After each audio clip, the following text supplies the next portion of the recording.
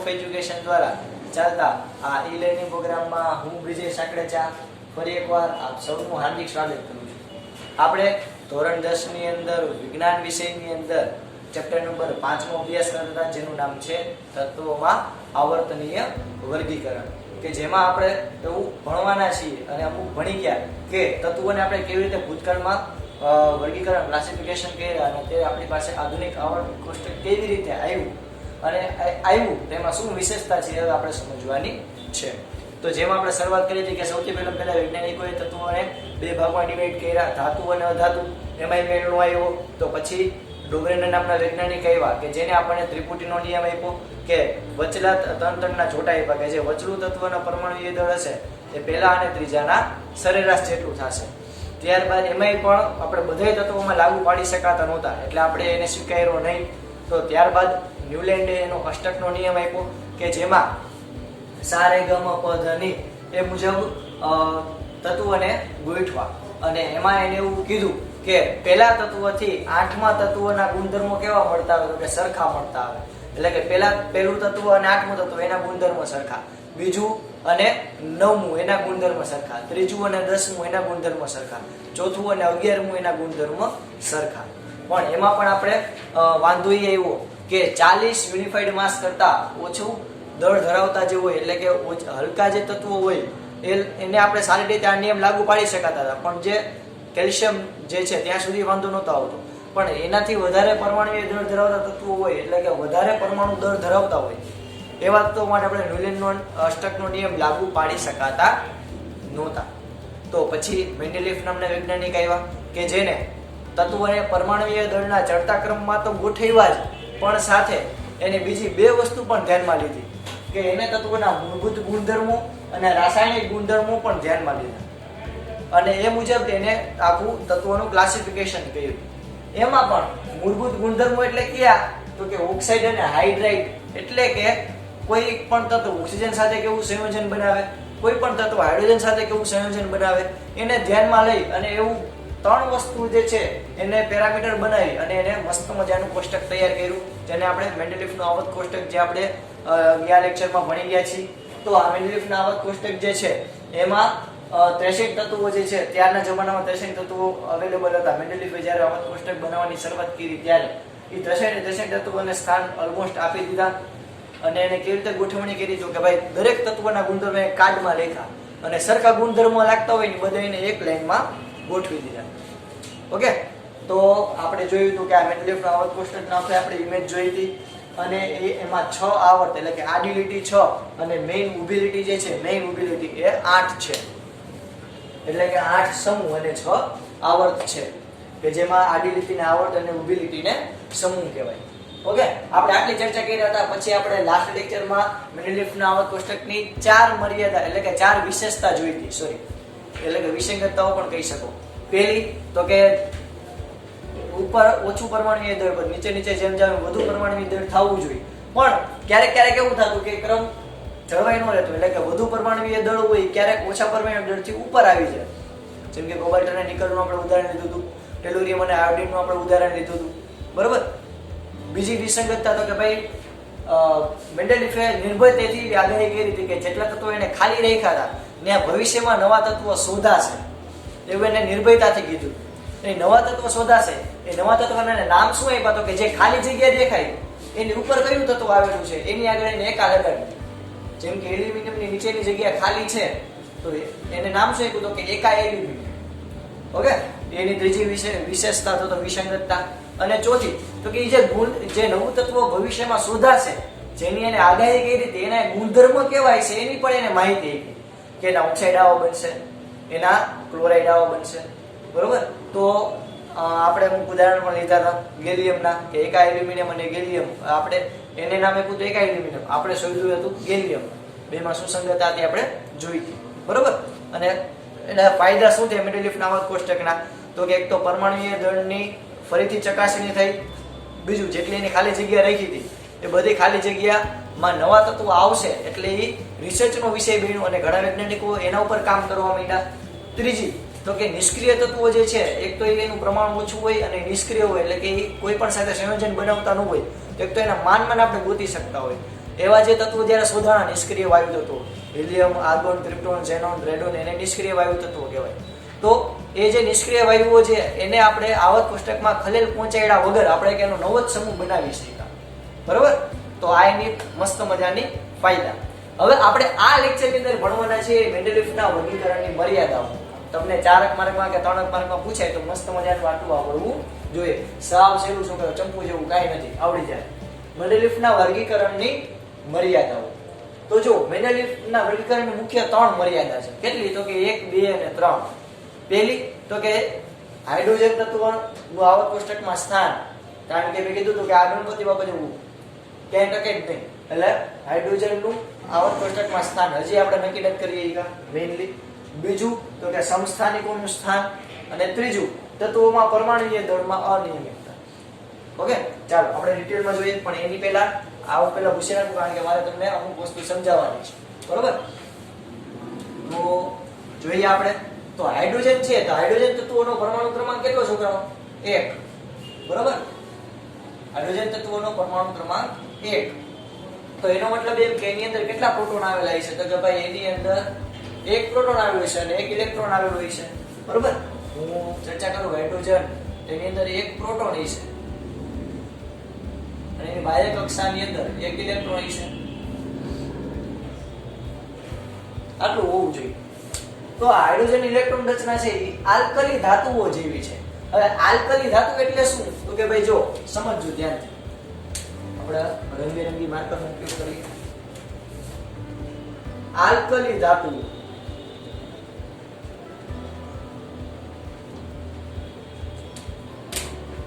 તો કે આલ્કલી ધાતુ તરીકે આપણે કહીએ છીએ સોડિયમ, પોટેશિયમ, રૂબિડિયમ, સીઝિયમ, ફ્રાન્સિયમ. આ બધી આલ્કલી ધાતુ કહેવાય.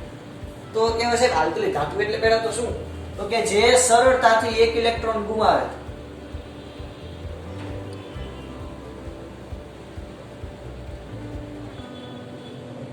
જે સરળતાથી 1 ઇલેક્ટ્રોન શું કરી નાખે? ગુમાવી દે. 1 ઇલેક્ટ્રોન ફટાફટ શું કરી નાખે? ગુમાવી દે. 1 ઇલેક્ટ્રોન ગુમાવે એવી ધાતુને શું કહેવાય? આલ્કલી ધાતુ. ઓકે, જેમ કે સોડિયમ છે તો યાદ કરો કે સોડિયમ એટલે પરમાણુ ક્રમાંક 11, એટલે કે એની અંદર 11 પ્રોટોન આવેલા છે.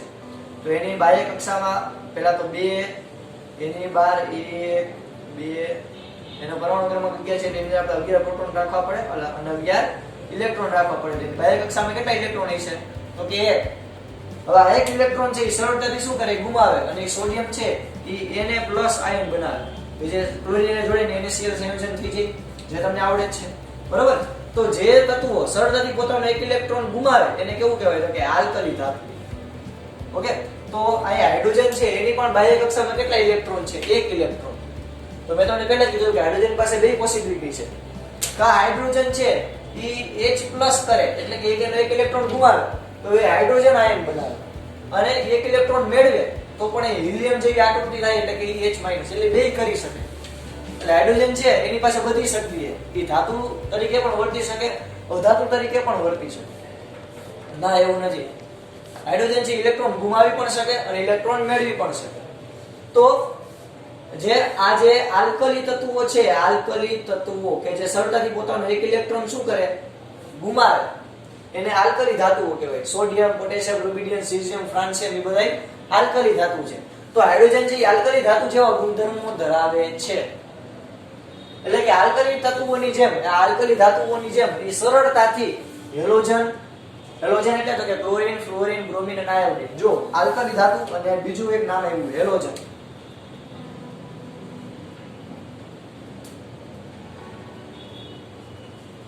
હેલોજન તત્વ એટલે શું? તો કે તમે લગનમાં જાવ ને ઓલી હેલોજન મસ્ત મજાની પીળી બળતી હોય, ગરમી ઉત્પન્ન કરે, એ હેલોજન નહીં. હેલોજન તત્વ એટલે તો કે હેલોજન તત્વ 4 છે: chlorine, fluorine, bromine, iodine. Okay, main આ 4 છે. તો આ જે છે એને કોને કહેવાય? પહેલા તો હેલોજન તત્વ. તો કે સરળતાથી 1 ઇલેક્ટ્રોન મેળવે, સરળતાથી 1 ઇલેક્ટ્રોન ગુમાવે એટલે શું કહેવાય? દાન કરતી એને શું કહેવાય? આલ્કલી. સરળતાથી 1 ઇલેક્ટ્રોન મેળવી લે એને શું કહેવાય? હેલોજન.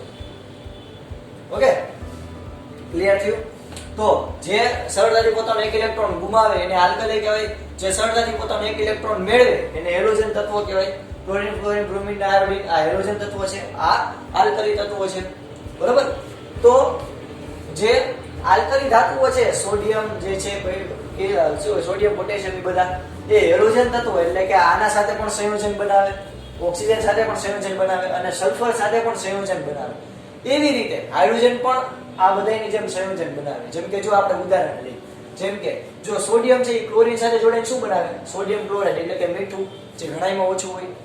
બીજું સોડિયમ છે એ ઓક્સાઇડ સાથે એટલે કે ઓક્સિજન સાથે પ્રક્રિયા કરે તો Na2O બનાવે. એટલે કે જો ઓક્સિજનને કેટલા ઇલેક્ટ્રોન જોતા હોય યાદ કરો, બેઝિક લેક્ચર. આપણે ઓક્સિજન છે એટલે કે પરમાણુ ક્રમાંક 8 એટલે કે એ સરળતાથી 2 ઇલેક્ટ્રોન મેળવે તો એને 2 ઇલેક્ટ્રોન જોતા હોય અને આ સોડિયમ જે છે એને 1 ઇલેક્ટ્રોન ગુમાવવો હોય. તો એવા કેટલા સોડિયમ મારે ભેગા કરવા પડે? 2. એટલે કે Na2 એટલે કે Na2 એટલે આ નટુ કેટલા એટલે કે સોડિયમ 2 જોઈએ અને ઓક્સિજન ત્યારે 1. એવી રીતે સલ્ફરને પણ 2 ઇલેક્ટ્રોન જોઈએ તો Na2S. તો જો આ આલ્કલી તત્વો થયા.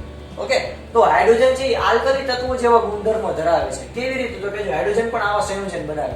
જેમ કે HCl યાદ છે, હાઇડ્રોક્લોરિક એસિડ જે આપણા જઠરમાં સ્ત્રાવ થતું હોય, મંદ સાંદ્ર નહીં, HCl. તો જો હાઇડ્રોજન હેલોજન સાથે પણ જોડાણ. H2O પાણી, ભાઈ એના વગર તો આપણું સંસાર અધૂરો. તો પાણી, તો ઓક્સિજન સાથે હાઇડ્રોજન જોડાણ. એવી રીતે H2S હાઇડ્રોજન સલ્ફાઇડ. ઓકે, તો આ પણ જો સલ્ફર સાથે પણ જોડાણ. તો જેવું આલ્કલી તત્વો જે છે, જેવી આલ્કલી તત્વો શક્તિ ધરાવે છે એવી હાઇડ્રોજન પણ ધરાવે છે. એટલે આપણે હાઇડ્રોજન જે છે એને સોડિયમ એટલે કે આવા આલ્કલી ધાતુઓ તરીકે પણ રાખી શકીએ. એટલે આમ હાઇડ્રોજનના ઘણા ગુણધર્મો આલ્કલી ધાતુ તત્વો જેવા હોવાથી તેને સમૂહ 1 માં મૂકવું જોઈએ. એટલે કે જે મેન્ડેલિયફનો આવર્ત કોષ્ટક હતો એમાં સમૂહ 1A માં મૂકવું જોઈએ. ઓબવિયસ વાત છે, સાચી વાત છે. પણ તે હેલોજન તત્વો જેવા કે ક્લોરીન, બ્રોમિન, ફ્લોરીન અને આયોડીન ની જેમ H2 સ્વરૂપે એટલે કે દ્વિપરિમાણિક સ્વરૂપે. ઓકે, આયા H2 એટલે 2 એમ નહીં, H2 એટલે તો કે 2 હાઇડ્રોજનેશન, Cl2 એટલે 2 ક્લોરિનેશન, 2 ક્લોરીન એટલે 2 ના જોટા. તો 2 ના જોટા એને સારી ભાષામાં કહેવાય દ્વિપારિમાણિક. શું કહેવાય? દ્વિપારિમાણિક. ઓકે, આપડા કહેવાય ઘણા માતાજી હોય તો એ પણ દ્વિપારિમાણિક હોય. એટલે કહેવાય કે 2 સ્વરૂપે, જેમ કે ચામુંડમાં તો કે 2 સ્વરૂપે, રાંદરમાં તો કે 2 સ્વરૂપે. એવી રીતે અહીંયા અમુક પરમાણુ હોય એ પણ 2 સ્વરૂપે હોય. એટલે દ્વિપારિમાણિક સ્વરૂપે હોય. એટલે કે હાઇડ્રોજન તો કે 2 સ્વરૂપે, ક્લોરીન તો કે 2 સ્વરૂપે, બ્રોમિન તો કે 2 સ્વરૂપે, આયોડીન તો કે 2 સ્વરૂપે. તો એવી રીતે હાઇડ્રોજન પણ 2 સ્વરૂપે એટલે કે દ્વિપારિમાણિક સ્વરૂપે અસ્તિત્વ ધરાવે છે. તો આયા પાછો જો એ હેલોજન તરીકે પણ શક્તિ ધરાવે. આયા લગીને આપણે વાત કરી કે આલ્કલી તરીકે કેમ વર્તે છે, આલ્કલી જેવી શક્તિ પણ ધરાવે. એવી રીતે હાઇડ્રોજન પાસે હાઇડ્રોજન બહુ શક્તિશાળી, એની પાસે આલ્કલીની પણ શક્તિ છે અને હેલોજનની પણ શક્તિ છે. એટલે કે હેલોજનની જેમ દ્વિપારિમાણિક સ્વરૂપે પણ અસ્તિત્વ ધરાવે છે. આ સિવાય તે હેલોજન તત્વની જેમ ધાતુ અને અધાતુ સાથે, તે હેલોજન તત્વની જેમ યાદ રાખજો કે હેલોજન તત્વો, હેલોજન એટલે તો કે ક્લોરીન, ફ્લોરીન, બ્રોમિન, આયોડીન એ ધાતુ તત્વો સાથે આયોનિક બંધ બનાવે. આયોનિક એટલે તો કે આયનીય બંધ, આયનથી Na+Cl- એવી રીતે. અને અધાતુ સાથે સહસંયોજક એટલે કે ઇલેક્ટ્રોનની ભાગીદારીથી, એટલે પાર્ટનરશિપ, એટલે કે અધાતુ સાથે એ પાર્ટનરશિપ કરે. આ હેલોજન તત્વો હોય, હેલોજન એ અધાતુ સાથે પાર્ટનરશિપ કરે અને ધાતુ સાથે આયનીય સંયોજન બનાવે. ઓકે, આયનમેન્ટ યાદ રાખવાનું. એટલે હેલોજન તત્વ છે એ ધાતુ તત્વને આયનમેન્ટ બનાવી દે અને અધાતુ સાથે પાર્ટનરશિપ કરે. આવડે યાદ? ઓકે, તો હેલોજન તત્વોની જેમ એ ધાતુ અને અધાતુ સાથે અનુક્રમે આયોનિક અને સહસંયોજક બંધ પણ બનાવે છે. આમ તે હેલોજન તત્વો સાથે પણ સમાનતા ધરાવે છે. એટલે આ આખા આપણે પેરેગ્રાફમાં આપણે શું વર્ણન કર્યું? તો કે આ આખા આપણે વિભાગમાં આપણે એ વર્ણન કર્યું કે હાઇડ્રોજન છે એ આલ્કલી તત્વોની જેમ પણ કામ કરે છે. જેમ કે આલ્કલી તત્વો જે છે એની જેમ ક્લોરીન સાથે સંયોજન, ઓક્સાઇડ સાથેના સંયોજન અને સલ્ફેટ સાથેના સંયોજન પણ બનાવે છે. એવી જ રીતે હાઇડ્રોજન જે છે એ હેલોજન સાથેના દ્વિપારિમાણિક સ્વરૂપ હોય તો પણ ભલે કે હેલોજનની જેમ એ આયોનિક અને સહસંયોજક બંધ પણ બનાવે છે. આમ હાઇડ્રોજન જે છે એ આલ્કલી ધાતુ અને હેલોજન ધાતુ બે તરીકે વર્તે. બાય વન ગેટ વન બે નો કોમ્બો આ રેમ્બો જેવું કામ કરે હાઇડ્રોજન છે. ઓકે, તો આ રેમ્બો જેવું કામ કરે. તો જો આને એક ઉદાહરણ આપું તો તત્વ આ ધાતુ સાથે કયા બંધ બનાવે? ધાતુને આયર્ન બનાવે. મેં યાદ રાખવાનું કીધું એટલે કે આયોનિક બંધ. અધાતુને તો કે અધાતુ સાથે પાર્ટનરશિપ કરે એટલે કે સહસંયોજક બંધ બનાવે. બરાબર? તો જો જેમ કે આપણે એક એક્ઝામ્પલ લઈએ તો કે હાઇડ્રોજન, તો હાઇડ્રોજન ધાતુ સાથે જોડાય અને એના હાઇડ્રાઇડ બનાવે. એટલે તો કે જો સોડિયમ હાઇડ્રાઇડ, કારણ કે જો અહીંયા સોડિયમ છે એ ધાતુ છે અને હાઇડ્રોજન છે એ અધાતુ, એટલે કે જો અહીંયા હાઇડ્રોજન નેગેટિવ તરીકે કામ કરે. આયા હાઇડ્રોજન નેગેટિવ તરીકે કામ કરે. પછી જો કેલ્શિયમ હાઇડ્રાઇડ, ઓકે, પછી અધાતુ સાથે જો પાર્ટનરશિપ કરે એમાં પણ જો નેગેટિવ આયન તરીકે કામ કરે. આ કાર્બનની કેટલી સંયોજકતા હોય? +4 અને હાઇડ્રોજનની કેટલી હોય? -4, એટલે CH4. એટલે કે કાર્બનને 4 ઇલેક્ટ્રોન જોતા છે તો મારે કેટલા હાઇડ્રોજન એને દેવા પડે? 1 1 1 અને 1, એટલે કે 4 હાઇડ્રોજન દેવા પડે. એટલે કે CH4 મિથેન, એવી રીતે NH4 મનિયો ને એમોનિયા, પછી H2O. ઓકે, તો આયા બધી તમે ધ્યાનથી જુઓ તો આ અધાતુ સાથે, કારણ કે ઓક્સિજન એ અધાતુ જ છે, તો અધાતુ સાથેના સંયોજન બનાવ્યો. આ ધાતુ તત્વ સાથેના સંયોજન બનાવ્યો. કોને? મેં ના, હાઇડ્રોજને. બરાબર? હવે ઈ જે સંયોજન છે હેલોજન જેવા જ છે. કેવી રીતે? તો કે જો આપણે ક્લોરીન સાથે કમ્પેરિઝન કરીએ. જો ક્લોરીન છે એ ધાતુ સાથે NaCl એટલે કે મીઠું બનાવે, જે ઘણામાં ઓછું. પછી CaCl2. ઓકે, આ કેલ્શિયમ છે એ કેલ્શિયમ ક્લોરાઇડ જેનું સૂત્ર છે. આ CCl4 એટલે કે કાર્બન સાથે ક્લોરીન કેવું સંયોજન આપે? તો કે CCl4. ઓકે, નાઇટ્રોજન સાથે કાર્બન કેવું સંયોજન આપે? તો કે CnCl3. જો નાઇટ્રોજન એટલે પરમાણુ ક્રમાંક 7, એને કેટલા ઇલેક્ટ્રોન જોતા હોય અષ્ટક પૂરું કરવા માટે? 3. તો કેટલા મારે ક્લોરીન જોશે? 3. તો 3 ક્લોરીન સંયોજન બનાવે. ઓકે, તો આ રીતે પણ થઈ શકે.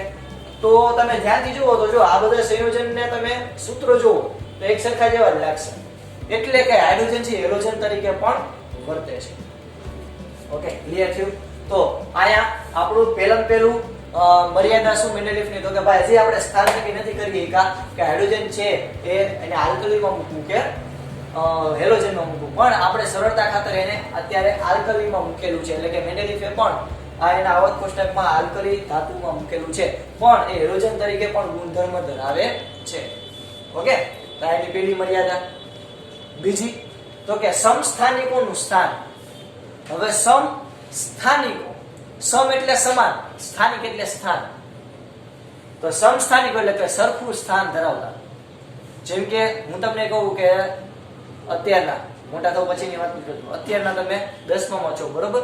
તો અત્યારના તમારા મમ્મી પપ્પાનું સ્થાન, તમારું સ્થાન, તમારા મોટા ભાઈ બહેન કે નાના ભાઈ બહેનનું સ્થાન બધે ક્યાં છે? તો કે એક જ ઘરમાં છે. ભલે તમે ગમે એ કામ કરતા હોય પણ છેલ્લે તો ઘરે બધા ભેગા તો ઘરે આવીને જ થાવ. તો તમારા બધાનું ઘર એક છે કે અલગ અલગ? એટલે બધા પૈસા વાળો કે ભાઈ પપ્પાનું આખું ઘર અલગ, મમ્મીનું આખું ઘર અલગ, મોટા ભાઈ કે નાની બહેનનું આખું ઘર અલગ? ના. તો આપણે બધા એક જ ઘરમાં રહીએ એટલે કે આપણા બધાનું સ્થાન કેવું છે? એક.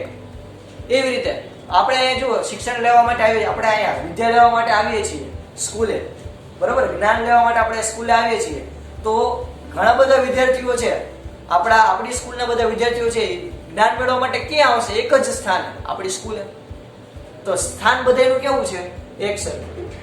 એટલે એને કહેવાય સમસ્થાનિક. હવે સમસ્થાનિકની વ્યાખ્યા શું? તો કે જો ભાઈ સિમ્પલ, હાવ કાઠિયાવાડી ભાષામાં. એક જ ફેમિલી હોય, એના ફેમિલી મેમ્બર હોય. એક ફેમિલી એટલે ફાધર, બરાબર? જે મેઇન કહેવાય મોભી આખા કુટુંબમાં, સોરી આખા કહેવાય પરિવારમાં મેઇન તમારું જે આખું નાનું ફેમિલી હોય, નાનું કુટુંબ, સુખી કુટુંબ, એમાં મેઇન જે ફાધર હોય એ કે એમ બધું થતું હોય. તો આજુબાજુના જે છે મમ્મી છે, તમે જો તમારા નાના મોટા ભાઈ બહેન છે, તો એ બધા તમારા પરિવારના સદસ્ય જ છે. ઓકે, તો તમારા પપ્પાની અટક અને તમારી અટક બે સરખી જઈ છે, ઓબ્વિયસ વાત છે, સરખી જઈ છે, બરાબર? તો એવી રીતે સમસ્થાનિક કેને કહેવાય? તો કે જેના પરમાણુ ક્રમાંક સરખા પણ એના દળ કેવા? અલગ અલગ. જેમ કે હું તમને સમજાવું, જો પહેલા આ તમે તમારી બુકની અંદર પહેલા ફટાફટ લખી લો. ચાલો ફટાફટ લખી લો. આ તમારા બુકની અંદર લખી દો, પછી આપણે આગળ વધીએ કે સમસ્થાનિક કેને કહેવાય. ઓકે, વિડિયો પોઝ કરી લખી લો. લખી લીધું? ચાલો હોશિયાર તો પહેલેથી જો સમસ્થાનિક કેને કહેવાય? તો કે હાઇડ્રોજનની હું આ વાત કરું, જો આ નોર્મલ હાઇડ્રોજન છે, તો આ હાઇડ્રોજનની અંદર એક પ્રોટોન હશે. આ પ્રોટોનને પકડી રાખવા માટે એક કોણ હશે? ન્યુટ્રોન. બરોબર? આ એક પ્રોટોન અને એક ન્યુટ્રોન. તો આનું પરમાણુય દળ કેટલું થાય? તો કે આનું પરમાણુય દળ થાય. યાદ છે પરમાણુય દળ એટલે શું? તો કે મેં તમને આ પહેલાના લેક્ચરમાં પણ કરાવેલું છે કે પરમાણુય દળ એટલે તો કે અંદર રહેલા પ્રોટોન અને ન્યુટ્રોનનો સરવાળો. તો પ્રોટોન એટલે 1, ન્યુટ્રોન એટલે 1 એટલે કે 2. તો આ હાઇડ્રોજન માટે પરમાણુય દળ કેટલું હોવું જોઈએ? 2. પણ એવું નથી. હાઇડ્રોજન આપણને 3 પ્રકારના જોવા મળે. ક્યાં ક્યાં? તો કે સાદો મસાલો અને ફરાળી. જુઓ કેવી રીતે. તો કે એક પ્રોટોન ધરાવતો હોય, એ હાઇડ્રોજન એક ઇલેક્ટ્રોન ધરાવતો હોય. હવે એક આપણને હાઇડ્રોજન એવો જોવા મળે કે જે ન્યુટ્રોન ધરાવતો જ નથી.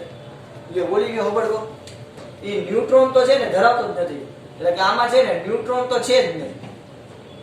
તો આનું પરમાણુ દળ કેટલું થાય?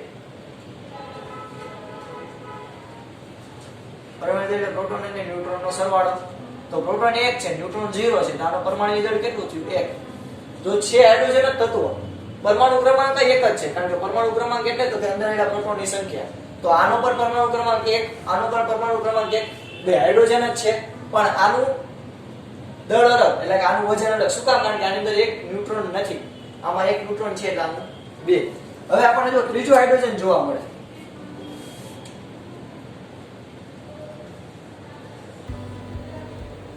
એમાં પણ એક જ ઇલેક્ટ્રોન છે, અંદર એક જ પ્રોટોન છે, પણ આયા ટ્વિસ્ટ અહીંયા છે કે આ સસુરાભાએ બે ન્યુટ્રોન લે. કેટલા? એક નહીં, 2 ન્યુટ્રોન. એટલે કે આનું પરમાણુય દળ તમે ગણવા જાઓ જગતની માલિકા, તો પ્રોટોન અને ન્યુટ્રોન બેયનો સરવાળો મળે. એટલે કે પ્રોટોન 1, ન્યુટ્રોન કેટલા છે? આમાં 2. તો ટોટલ આનું પરમાણુય દળ કેટલું થયું? 3. તો હાઇડ્રોજનના આપણને 3 પ્રકાર મળ્યા. કે એક જે છે એ પરમાણુય દળ 1 ધરાવતો હોય, એક પરમાણુય દળ બીજું ધરાવતો હોય, અને પરમાણુ દળ ત્રીજું ધરાવતો હોય, 3 ધરાવતો હોય. તો આ બધાના પરમાણુ ક્રમાંક સરખા એક જ છે, પરમાણુ ક્રમાંક એક જ, પણ બધાના દળ કેવા? અલગ અલગ. હવે તમે કોમન સેન્સ વિચારો. તમારી ફેમિલી છે, બધાની અટક એક સરખી જ છે. બધાની અટક એક સરખી, બધાના નામ એક સરખા છે? નથી. ઓકે. બીજી, તમારી અટક એક સરખી છે, તમારા બધાના વજન એક સરખા? તમારા પપ્પા જેટલું, તમારા મમ્મી જેટલું, બધાનું એક જ સરખું વજન નથી. બધાના વજન કેવા? અલગ અલગ. બસ એમ જ યાદ રાખવાનું કે જેના પરમાણુ ક્રમાંક સરખા, એટલે કે બધાની અટક એક સરખી, પણ બધાના દળ કેવા? અલગ અલગ. એને શું કહેવાય? સમસ્થાન. હવે મેન્ડેલીફે આવર્ત કોષ્ટક જે છે એ તો પરમાણુય દળના ચડતા ક્રમમાં ગોઠવ્યું હતું. એટલે કે કોઈ તત્વનો એક જ પરમાણુય દળ કન્સિડર કર્યો હતો. પણ ભવિષ્યમાં આપણે ઘણી બધી કરીને આપણને ઘણા બધા તત્વોના સમસ્થાનિક જોવા મળ્યા. જેમ કે આ હાઇડ્રોજનના સમસ્થાનિક છે, બરોબર? ટીનના સમસ્થાનિક છે, ટીન ધાતુ આવે એના. ઓકે. ત્યારબાદ આપણે કહી શકાય કે બીજા યુરેનિયમના સમસ્થાનિક છે.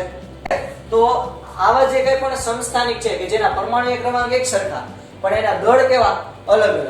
તો આ પ્રકારના જે સમસ્થાનિક છે, ઓકે, તમે જોઈ શકશો કે ટીનના જો 5 સમસ્થાનિક છે, તો એ આખું એક જ ફેમિલી. તો આવી રીતે અલગ અલગ સમસ્થાનિક તમને જોવા આપણને ભવિષ્યમાં મળ્યા. તો આ તો મેન્ડેલીફનું આવર્ત કોષ્ટક તો પરમાણુય દળના ચડતા ક્રમમાં જ ગોઠવ્યું કે એક જ પરમાણુનું એક જ દળ એને લીધું હતું. જ્યારે આપણને તો બે તંત્ર મળ્યા, તો તેને આપણે ગોઠવી શકીએ નહીં. ઓકે. એટલે મેન્ડેલીફમાં આવા સમસ્થાનિકોને સ્થાન આપવું લગભગ કેવું બન્યું? અશક્ય. ઓકે. મેન્ડેલીફે બિચારાએ એક હાઇડ્રોજન તત્વનું નામ આપ્યું, પણ આપણને થોડી ખબર છે કે હાઇડ્રોજન એ પાછા 3 પ્રકારના છે, તો એને પાછા ક્યાં નાખે? ઓકે. તો એને નહોતો ગોઠવી શકાતા. એટલે કે સમસ્થાનિકો છે એને મેન્ડેલીફના આવર્ત કોષ્ટકમાં આપણે ગોઠવી શકાતા નહોતા. ત્રીજું, તો કે તત્વના પરમાણુય દળમાં અનિયમિતતા હતી. એ તો આપણને ખબર જ છે, આપણે વિશેષતામાં પણ જોયું હતું, વિસંગતતામાં, કે તત્વના પરમાણુય દળ હોય એના ચડતા ક્રમમાં આપણે ગોઠવીએ તો એનો ગાળો ફિક્સ ન હોય. બરોબર? કે બે ઉપર ગોઠવી અને નીચે ગોઠવી, બે વચ્ચે પરમાણુય દળમાં કેટલો ડિફરન્સ છે, એ એના પછીના પરમાણુય દળમાં કેટલો ડિફરન્સ છે, એ ડિફરન્સ સરખો નહોતો.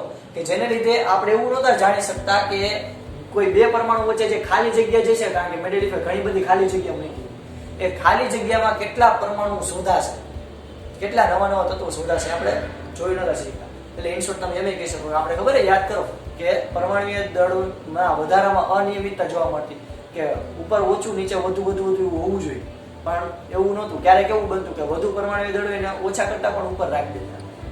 તો એ શું થયું? પરમાણુ દળમાં અનિયમિતતા. અહીં આપણે ત્રણ વસ્તુ યાદ રાખશી. મર્યાદા કઈ? તો કે એક તો હાઇડ્રોજનનું સ્થાન આલ્કલી છે કે હેલોજન, એ જ નક્કી નથી કરી શકતા, કારણ કે આલ્કલી જેવી તત્વો ધરાવે, હેલોજન જેવી સંયોજનો ધરાવે. બીજું તો કે સમસ્થાનિકો એટલે કે જેનું ઘટક એક સરખા, એટલે કે જેના પરમાણુય ક્રમાંક એક સરખા પણ જેના દળ જુદા જુદા. જેમ કે ઉદાહરણ હાઇડ્રોજન મેં તમને આપ્યું. તો એવા તત્વો જે છે એને આવર્ત પુસ્તકમાં આપણે સ્થાન આપવું લગભગ અશક્ય બન્યું, કારણ કે આપણે એક પરમાણુનું એક જ દળ ધ્યાનમાં લીધું હતું, જ્યારે આવા ઘણા બધા તત્વો શોધાણા જેના એક કરતા વધારે દળ હોય. ત્રીજું તો કે તત્વોના પરમાણુય દળમાં અનિયમિતતા. બરોબર વિદ્યાર્થી મિત્રો? તો આજે આપણે આપણો આજનો લેક્ચર અહીં સુધી રાખીએ છીએ. તમારે તમારી પાકી બુકમાં એકવાર અને રફ બુકમાં એકવાર લખવાનું છે. મસ્ત મજાના રંગબેરંગી પેનથી મેં જેમ પોઈન્ટ લખ્યા એમ જ તમારે લખવાના છે, વધારે કાંઈ લખવાનું નથી ઓછું લખવાનું. આટલું પરીક્ષામાં યાદ રાખશો તો પરીક્ષાની જેમ બધું યાદ આવશે. ઓકે, અહીં સુધી રાખીએ. જય ભારત, જય હિન્દ. લખી લેજો બધા.